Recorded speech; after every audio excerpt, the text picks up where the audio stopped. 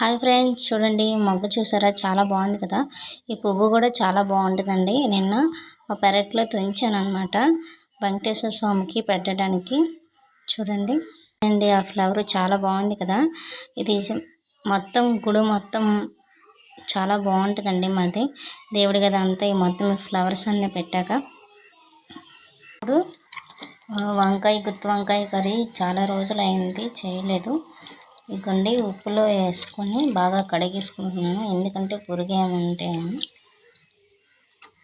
నా స్టైల్లో నేను చేస్తాను, ఎందుకంటే పనులన్నీ అయిపోయి టైం చూసుకొని కర్రీ వండుతాను అనమాట.